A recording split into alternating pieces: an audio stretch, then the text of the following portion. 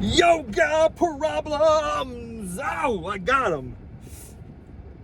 Always got those hot yoga problems, but today was the day that I dominated. Dude, I've been waiting so long. I've been waiting for months. I've been sick.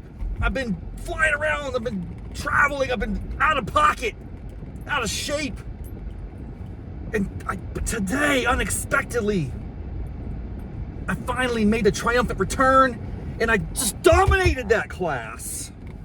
Except for the peak pose. We'll talk about that in a minute.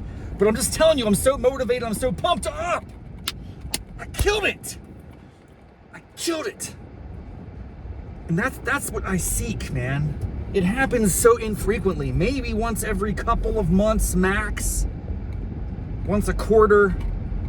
Where I just go in, I execute, I dominate. I don't take prisoners. I kill it. And I feel great coming out of that, dude. I destroyed that class. Now, let's be honest. My description of destroy is very subjective. All I mean to say is I didn't really get devastated at any particular moment. I owned it. Sun A1 or whatever, Sun B, freaking core work. Oh, I didn't have to stop. I didn't have to give up. Catch my breath. Get into child's pose. Pant. None of that. I was on top of this game, dude. I love it. I love it when I crush. Now, the exception to this, regrettably, is a pose that I swear, it's one of those things where I don't imagine a world or in a scenario in which Rob Rafferty can ever achieve this peak pose. I don't know if it's gonna be physically possible. Absent a massive reduction in weight, like maybe 30 to 40 pounds. Is that gonna happen? It's an aspiration. It's highly unlikely that I'm gonna ever control my diet to the extent that is necessary to drop that level of lbs. It's called this pose, and if you're in the yogi world, if you're into that, if this is your jam, you might know it. Although I will say this, it's not a common one. You don't hear it called out very often. It's called, and I'm not joking, by the way, it has a funny name. It's called the flying squirrel. Is that right? Or flying pigeon? Flying squirrel? Oh, man, I remember the name of this thing. Okay, here's the deal. Crow, I can dominate. I've got good upper body strength. I'm not like jacked, but I can do it. I can do a crow like that. I'm not saying I'm a master of the crow. The crow does take a tax and a toll on my constitution. But I can pretty much kick it. And the best part about that is when you kick back into a vinyasa from a crow, you just boom, it's like you're jumping back into a push-up. That is amazing. That is fun. I'm like, yo, I just kicked crow in the nuts. Do crows have nuts? I don't even know. Anyway, that was cool. But here's the thing. You think of a crow as kind of like a premature flying monkey, squirrel, whatever the hell this thing's called. Flying pigeon, I think is what it is. No, a pigeon is on the ground like a figure 7. That's hard, dude. That crushes my hips. I can't quite flex it. It doesn't work for me. But this is different. It's kind of like a cross between a crow and a flying pigeon and a laying pigeon. I think it's called a flying squirrel. I don't know. Maybe it's a flying pigeon. Maybe it's something else.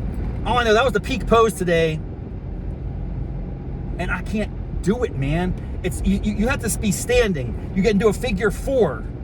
By the way, that's like a wrestling pose, dude, in the 80s. Worldwide Wrestling Federation. WWF, not WWE. I'm talking old school. I'm talking Royal Rumble, cage match, WrestleMania, you know, like Hulk Hogan, Andre the Giant, Hacksaw Jim, Coco Beware. All these cats would murder each other with figure 4s. That is a freaking wrestling pose. This is not a yoga pose. Figure 4 is what you do to have your enemy submit. I feel like Ric Flair was all in that. He would like get people to tap out with the figure 4. But he wasn't WWF. I don't know, man. Anyway, it doesn't matter. It doesn't matter. All I'm telling you is you got to start off with a standing figure 4. So imagine you're doing a chair pose, also occasionally called a lightning bolt, I think. I don't know. The names are very fluid at times. Nonetheless, chair pose, feet together, like you're sitting in a chair, but there's no chair there. It's like an invisible chair. There's nothing there to hold you. Gravity's pulling down. It's painful. Your quads, your buttocks are burning. They're on fire. And you have to keep your back straight and suck your gut in. There's all sorts of aspects to this that make it very, very, very difficult to execute. But imagine you're doing a chair, but instead of a chair, you're on one leg. The other leg is crossed over. Your ankle is on your knee. It's like a figure 4, standing figure 4. That's hard enough. That is hard enough.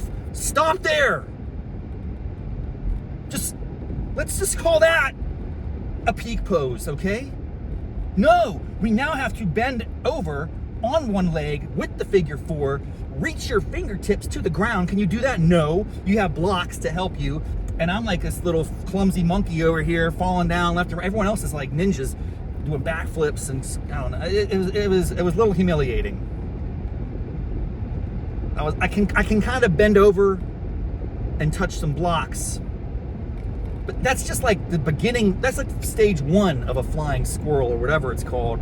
You're supposed to actually,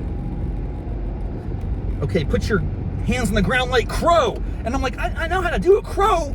I can do a crow. Why can't I do a flying monkey, whatever the hell this thing's called? Why can't I do that? Because it involves the figure 4 and the hips, and that's nuts. But you're like this. This didn't work for me, man. I don't know if I'll ever get there. I'm gonna keep trying. It's like, that's the whole game of life. 20 years, maybe, how much time do I have left? I'm almost 50. Do I got another 30, 40, 50? You never know, obviously. But I'm saying like good health, science. What do you think? 30, 40 years at least, hopefully? If I just keep practicing and executing, can I get into a flying squirrel nut zipper? Whatever it's called. I don't know, my friends. I do not know. But I hope so. It's an aspiration.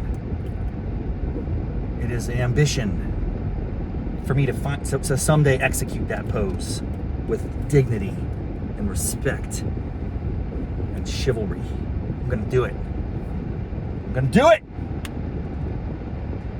The best part about Saturdays, I don't have to race home. I can multitask. I got chores, baby. I got things to do. I gotta do UPS drop off. I gotta go to the cleaners. I gotta do other things. And I'm gonna do it all after I just did hot yoga. I'm a sweaty mess. Do I care about people around me that they're gonna have to deal with this nonsense?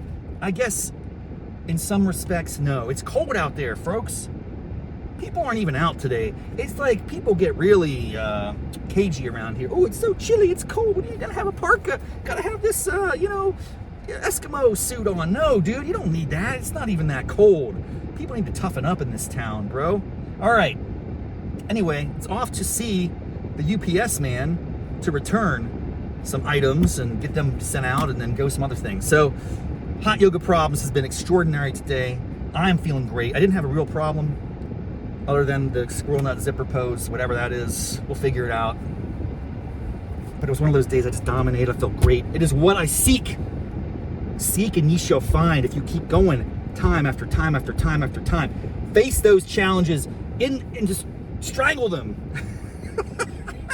And then you get this extraordinary sense of accomplishment very infrequently. And it's also fleeting because in reality, I'm exaggerating. I suck. I suck at yoga so bad. God. All right, good times. Until next time. Namaste, mofos.